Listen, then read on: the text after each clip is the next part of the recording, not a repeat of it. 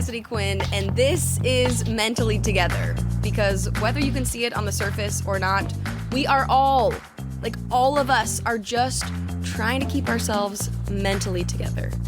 And no matter what your brain is experiencing, we are not alone, we're together. And I know all of that sounds so cheesy because I feel like when you try to distill some big, beautiful, important idea into like one sentence, it always sounds really cheesy. And to me, it doesn't really hit until I need to hear it. Like just the phrase, "you are not alone."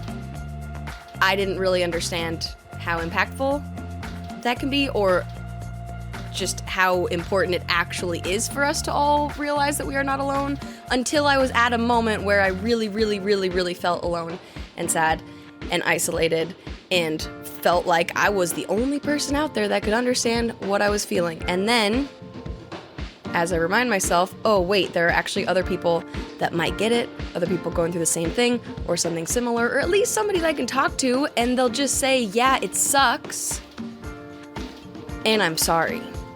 So if you are feeling like that right now, if something happened to you in your life that really sucks, or your brain is telling you that you suck and you just feel like everything sucks, how many times I'm going to say the word sucks on the podcast? We're still in the intro here. But I just want you to know that you are not alone, and it's not like I'm sitting right next to you to be able to give you a hug, or it's not like I know everything about you so I'll know the exact right thing to say to you right now that makes you light up and go, oh my gosh, yes, I'm important in this world. But I want you to know that you are important in this world and that people do care about you, and if you feel like nobody cares about you, you're just wrong. I don't like telling people that they're wrong unless it's about that. Because you do matter to the world, you are important, you are loved, and if you don't feel like you have anyone that loves you in your life, the people are out there. They are out there, including me. Okay, I love you. This kind of ridiculous sweater that I'm wearing right now that I've determined is my new Christmas sweater. It's my mom's sweater, fun fact. This sweater also loves you, and it has a lot of love to give because look how sparkly it is if you're watching the video version. If you're listening to the audio version, just imagine all the glitter in the world being thrown at you, and that is how beautiful and sparkly you are. Am I making any sense right now? I love you. That's all. That's all. So the point of me saying all this is to lead into this episode where we are talking about how to keep it mentally together during the holidays. Because yes, it 'tis the season for it being cold, it being snowy if you live somewhere where it snows, it feeling festive and cheery and celebratory, or not. Not at all. I know for me, last year, after my mom passed away last year in August, the holidays last year sucked. And I knew they would suck because the holidays was something that I loved to celebrate with my mom and with our whole family. And so without mom, it just didn't feel right. And I know that's how it will be forever. So last year I was just totally dreading the holidays. This year, I'm not dreading them, but the excitement isn't there. There's no, angry excitement. There's no part of me that's upset that other people are really excited about the holidays. This year, last year, there was a bit of a, how can they be so happy when my life is so sad right now? Little holiday angst. This year, that's not there as much. It's just more of a quiet, I don't really want to do a bunch of festive celebratory things. So I'm being more selective and also just leaning into that it's a cozy time of year, that it's the time where I can put a fire in my fireplace, cuddle with my dog and my partner, and watch snow fall outside because we moved a few months ago. I haven't mentioned that. We moved to Hood River, Oregon, which gets a lot more snow than Portland, we have learned, because it snowed at our house 2 feet the past 2 weeks, which we were not expecting, but it's so nice and cozy. And so I'm leaning into that part of the, quote, holiday season, aka the winter. But I have realized through talking to people, through being on social media, through listening to other people's podcasts also, that there might be, or there are a lot of people out there who aren't quite feeling festive, whether it is specifically this year for something that happened this year, or whatever is happening to you and your brain and your body this year, something that happened previous years, or you're just not excited about the holidays. That is fine too. So this year, I've been thinking a lot about how I want my holiday season to go, because last year it was just rough. It was all overwhelming. So it was kind of just like, let's get through every day as it comes and not try to overthink it or plan too much, because we just got to get through it. This year, we're going to get through it, but I do have a little bit more bandwidth to actually think about it and be intentional. Like, how do I want to spend this season and how do I not want to spend it? So I've been thinking about some strategies for keeping myself mentally together, which some apply to all year, some apply specifically to this time of year, and some you might relate to. Some you might be like, whatever, I'm not doing that, or that is not helpful to me at all, Cassidy, and that is totally fine. But I thought I would just share some of the strategies that I've been thinking about and trying to put into action. Some of them are like taking away action, like I said, leaning into the cozy season, and share them with you in case they might be helpful. And then I would love, love, love for you to share any of your strategies and tips and tricks. Tips and tricks, no. We are talking about getting through the holidays. We're talking about human things and emotions and feelings, and I feel like tips and tricks is just not the word I want to use for that. So, but strategies also sounds very like businessy. I don't know how I want to say that. Ways to cope. That's what I'll say. These are ways to cope of mine. These are ways that I am going to cope getting through the holiday season this year. Wow, can you tell it's been a while since I recorded a podcast?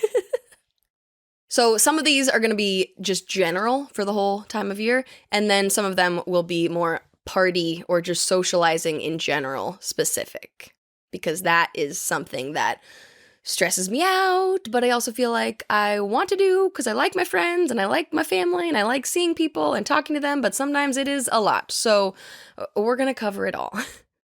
So my first strategy for keeping it mentally together through the holiday season is just to remember that this is a time of year. It's a season. Every day is just one day that you get through, then you get to do the next day, and the next day, and the next day, until someday you don't get to do the days anymore, but we don't need to think about that right now. The point is getting through these days. Wow.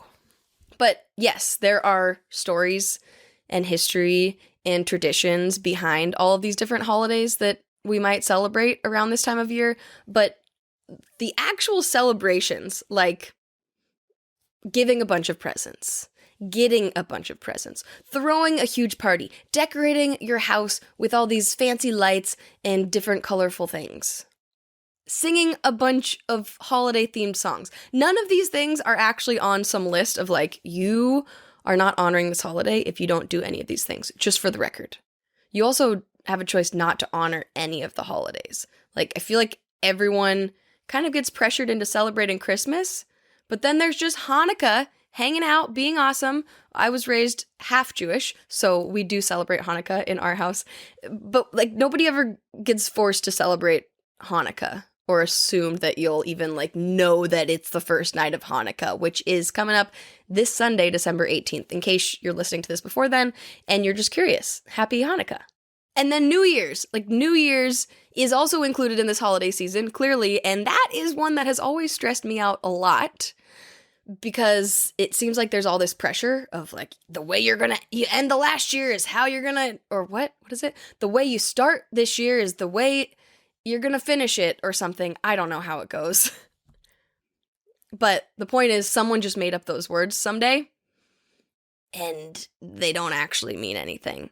How you spend New Year's could be how you spend the whole rest of the year, or not. For me, if I go out to a party and I'm dressed in all sequins and I'm drinking champagne, I'm allergic to champagne, so that does not happen. I'm wearing a party hat and I'm making party noises or whatever, that does not mean that the rest of the year I'm going to be like that. It means that the rest of the year I'm still going to be in sweatpants on my couch leaning into cozy season until it's too hot out for cozy season, and then I'm going to be outside laying on my lawn in sweatpants or shorts, maybe.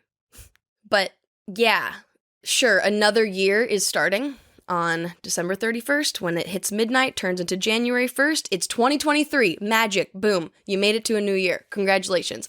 It doesn't mean that you have to have all these goals or that you have to change or that there has to be any pressure at all. Unless you want pressure, like if you have decided, okay, next year, I really want to set this goal and this intention for the year and make it happen, cool. But put the pressure on yourself. Don't let anybody else put that pressure on you. There's just so much pressure this time of year, and then it bleeds into the beginning of the next year, and I'm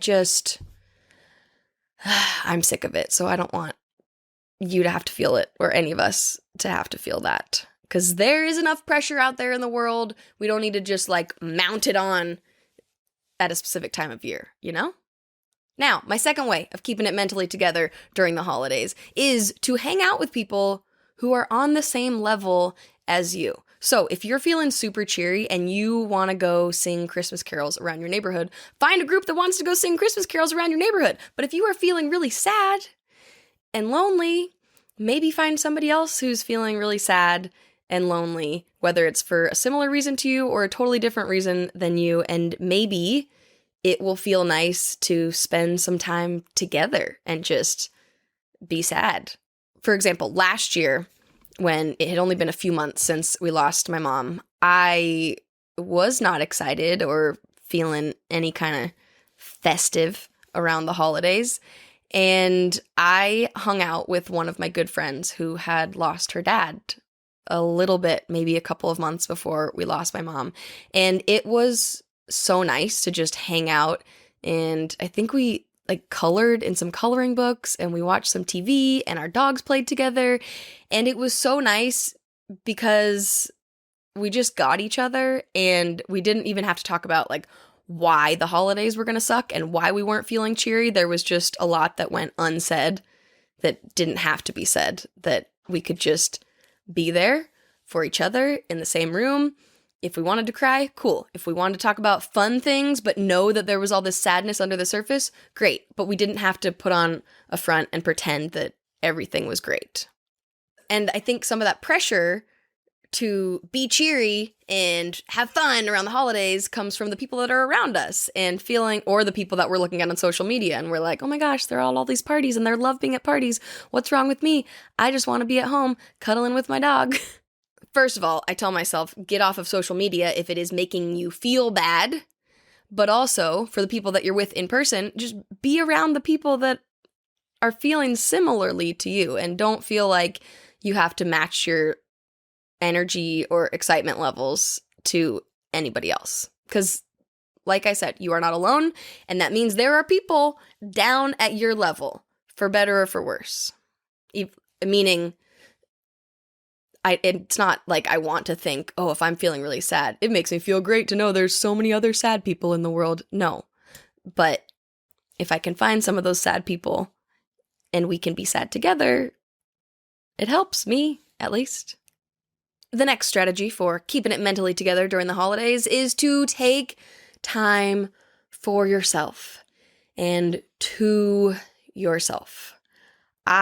This one might have taken me the longest to learn, and I'm still figuring it out as I go, but I have learned that if I take even just a couple minutes to, whether you want to call it meditating or not, just sit mostly still, doesn't have to be totally still, sometimes with my eyes closed, sometimes with my eyes open if closing them's making me feel anxious at that time, and just breathing for even setting a timer on my phone for 2 minutes before I'm doing something that is making me feel anxious, or even something that's not, but just okay, I'm going into this thing.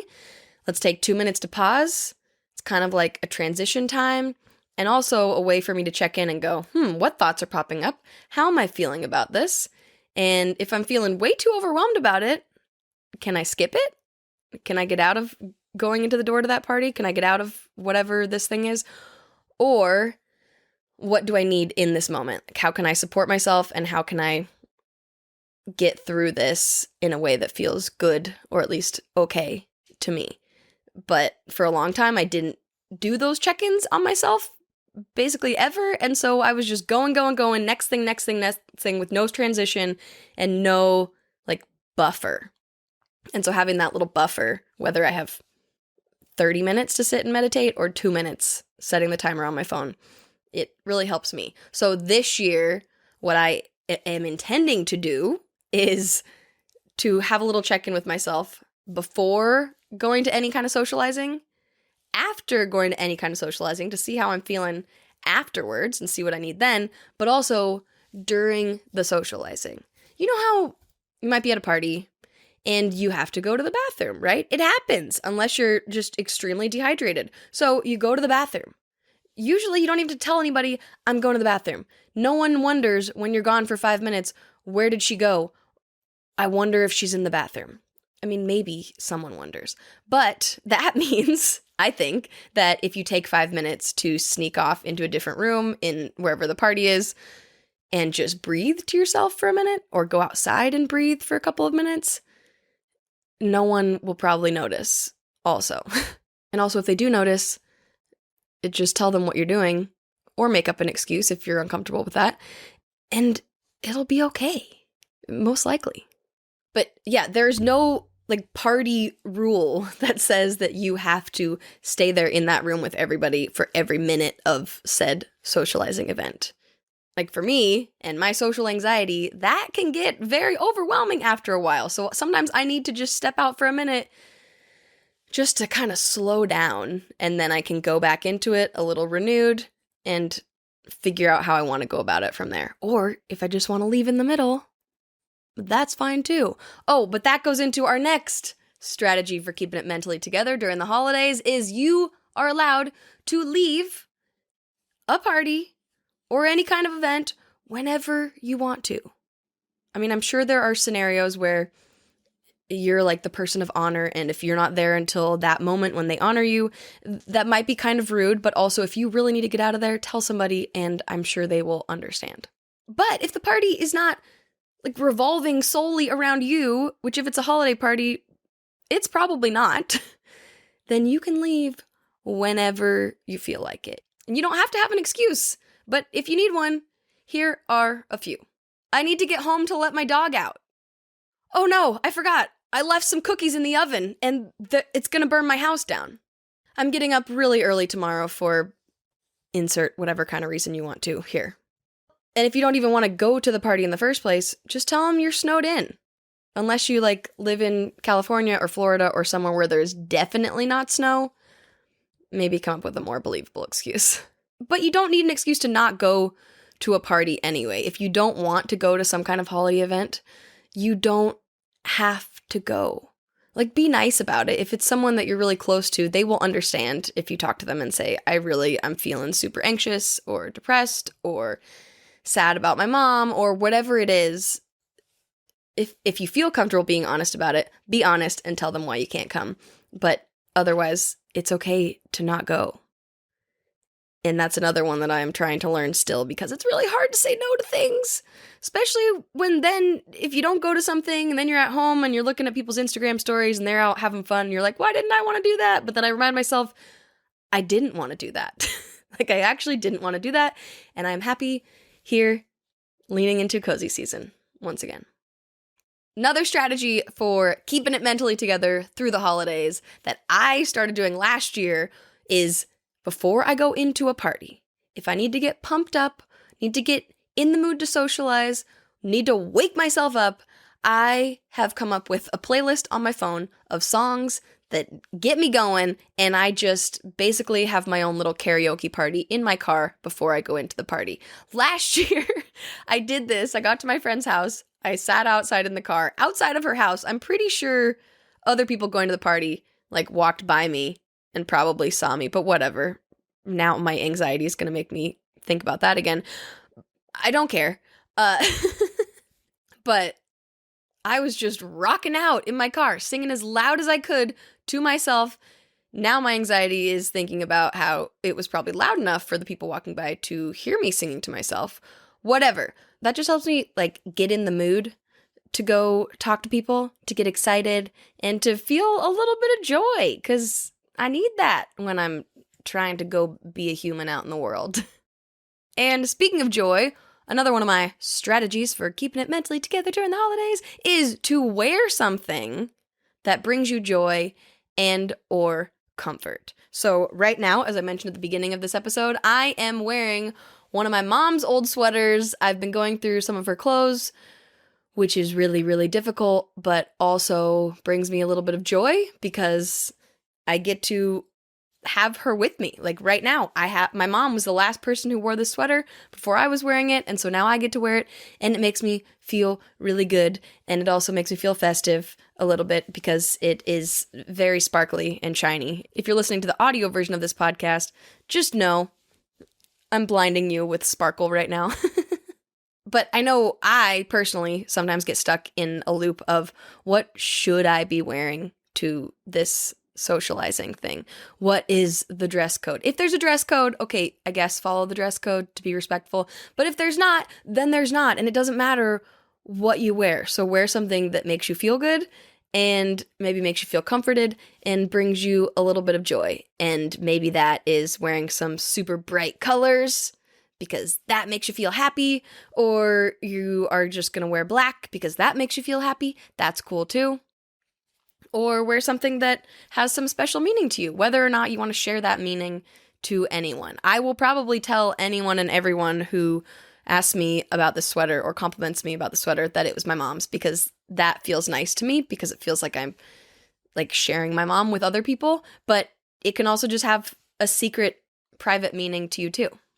But for me, if I'm wearing something that is doing that, bringing me joy and comfort, then it just makes me feel a little bit better the whole time, because I can at least go, okay, I'm being held by this nice whatever it is. Or like I go into the bathroom to take my little moment to breathe to myself, and I look in the mirror and I go, oh yeah, look at that fun thing I'm wearing. Cool. Also, if you are wearing something that gets attention in whatever way for being unique or sparkly or colorful, that is the easiest automatic conversation starter. So if you have some social anxiety like me, and sometimes you don't know what to talk about with people when you're trying to do the whole like small talk thing without just like going super deep, because clearly I like to do that in conversations, just having someone notice, ooh, wow, where's that sweater from? Oh my gosh, I love your outfit. That's amazing. It's easy. It's an easy chat. But on the subject of social anxiety and being anxious about talking to other humans for long periods of time, here is, I think, my final, for this episode, strategy for keeping it mentally together through the holidays. And that is something called observer mode. This is a strategy that I was given right here on this podcast last year from a wonderful therapist in Portland named Allison Diana. And we were talking about the pandemic, quote, ending. It's still not over. It's basically never going to be over. But the point is, you know, people were getting back in person with things, and there was starting to be more socializing and big events, and that was and still is very overwhelming for many of us. And so I asked her for some of her advice for us socially anxious people. And I loved this tip so much, and it is something that I have used in the past year since I learned it. And she did such a good job of explaining it to me, so I'll just let her tell you. Here is therapist Allison Diana talking about observer mode. So I think that what's important is just to sometimes go into the, I'm going to be an observer. So when I'm feeling social anxiety and I'm in a group of people and I feel like, oh, I don't want to have to be the extrovert. I don't want to be making the conversation. Like, I just don't have the energy for that. So I will choose to go into observer mode. I'm going to be like a sponge who's like processing what other people are saying. Like, I want to like observe the dynamics, and I'm going in not like egocentric and not with like, I need to have this sort of amount of tension or this story that I'm going to be telling, and more like I'm like quieting down. That for me helps a little bit. I know that could feel uncomfortable too, because it's like if we're not talking, then that can create anxiety. But what if everyone goes into observer mode? Everyone's like, all of my friends cannot listen to this podcast because I get to be the one that goes into observer mode. Okay. And now we are back to me, Cassidy, in 2022, where I'm still going to use observer mode this holiday season, and also not just during the holidays. I am a person, you'd probably imagine, who talks a lot and therefore is known to my friends as being the one who talks a lot. And sometimes I don't want to talk a lot. And it's okay if you want to just be quiet. No one will think you're weird. Or if they do, fine. Maybe you are. I'm weird. Proud of it. But just like we talked about, you are allowed to leave a social situation for a couple of minutes and just take a moment to yourself. You can also stay in the social situation and just listen, just be present for the other people and not feel like you need to put anything out there all the time. Okay, I think those are all of the strategies I have to share with you in this episode. And again, I don't like using the word strategies because it sounds so businessy and formal. I guess the better word is just reminder, because these are all reminders for myself of ways that I want to go through and make it through this holiday season and really the whole year, all the time. These are all intentions I can take into 2023, even though, again, January 1st is really the same as December 31st. It does not matter. It does not matter. But these are things that make me feel better and help me get through days and interactions and all the feelings and emotions that come along with it. But I would love to hear what helps you get through this season, keeping it mentally together. What are you going to try to do this year that maybe has worked for you in the past, or new things you're going to try that you're like, ooh, this is going to make the difference? So let me know whether you want to send me a DM on Instagram. Our podcast Instagram is Mentally Together Pod. You can tweet me, because some of us are still over there on Twitter watching it burn, at Cassidy Quinn. If you are watching this on YouTube, you can leave a comment there, because we do put the video episodes up on YouTube when I'm doing podcasts. By the way, apologies for not putting out an episode for so long. I needed a break. Just too much stuff going on, and that's okay. Trying to not beat myself up for it, but one of my intentions for the new year is to get back to regularly posting these episodes of Mentally Together. I have a few that I've recorded that just haven't made it out into the world yet, and I'm excited. I have a lot of people that I want to reach out to record more episodes. I really do love doing this podcast and having these conversations. It's a really good outlet that feels really good for me, and I'm excited to do more of it. So don't take my absence for the last a million days as meaning that I'm not going to do this anymore or that I don't like doing it, because I love doing it. I love talking to you. I love you. You're a wonderful human. Thank you for listening. Thank you for watching. Thank you for consuming this wherever you are, whatever time of year it is. I hope that the holiday season is gentle for you this year. That's what I'm trying to lean into. Gentle and cozy and relaxing might be a bit of a stretch, but as relaxing as is humanly possible. And as fun and exciting as you want it to be. Doesn't have to be fun and exciting if you don't want it to. And again, if you are not feeling cheery, not feeling festive, that is okay. I mean, it sucks. If you're wishing you felt more happy this time of year, then I'm sorry, but it's okay. And you are not alone. And we will get through this season, and we will get through the next one, and the one after that. Just taking it one day at a time, one party at a time, because I go to so many parties, guys. Oh, wow. What am I doing here? I think I will stop it there. Thank you so much for just being in this world. The world is happy to have you in it. I will see you next time, which will probably be in the new year, right here on Mentally Together. And in the meantime, do something that feels good for yourself today, whether it's taking a walk outside with your doggo, getting some vitamin D. I should probably do that now before it gets dark outside when I'm done recording with this. Or put on a sparkly sweater, something that makes you feel good. Sing along to some of your favorite music. Make a warm cup of tea and just snuggle up on the couch under your coziest blanket. Whatever will make your day just a little bit better. Because remember, like I have said multiple times today, we are all just trying to keep ourselves mentally together.